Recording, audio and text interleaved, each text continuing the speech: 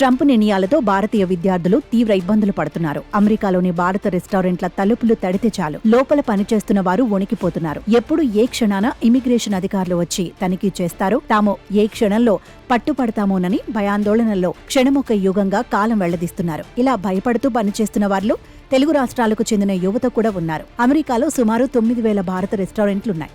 గత దశాబ్ద కాలంగా దేశంలో పెద్ద సంఖ్యలో తెలుగు ప్రవాసీయులు రెస్టారెంట్లు ఏర్పాటు చేశారు.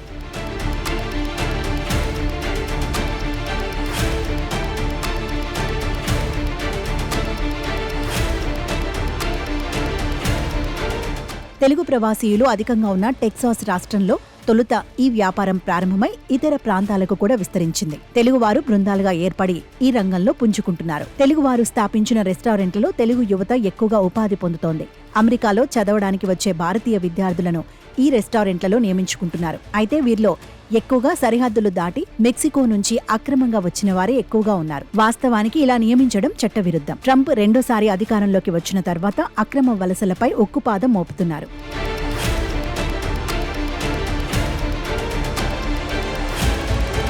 ఈ క్రమంలో ఇమిగ్రేషన్ అధికారులు రెస్టారెంట్లు, ఇతర పని ప్రదేశాల్లో తనిఖీలు ముమ్మరం చేశారు. దీంతో అనేక మంది భారతీయ రెస్టారెంట్ల నిర్వాహకులు పార్ట్ టైం పనులు కల్పించేందుకు స్వస్తి పలుకుతున్నారు. దీంతో ఆయా పనులపైనే ఆధారపడిన విద్యార్థుల పరిస్థితి డోలాయమానంలో పడింది. ఇమిగ్రేషన్ అధికారుల తనిఖీల్లో అక్రమ వలసదారులు దొరికితే అది వారితో పాటు తమకు కూడా ఇబ్బందేనని రెస్టారెంట్ నిర్వాహకులు భావిస్తున్నారు. ఈ పరిణామాలు విద్యార్థులకు ప్రాణ సంకటంగా మారాయి. మరోవైపు తక్కువ వేతనానికి లభించే పనివారు వెళ్లిపోతే రెస్టారెంట్లపై ఆర్థిక భారం పెరుగుతుందని యజమానులు తలలు పట్టుకుంటున్నారు.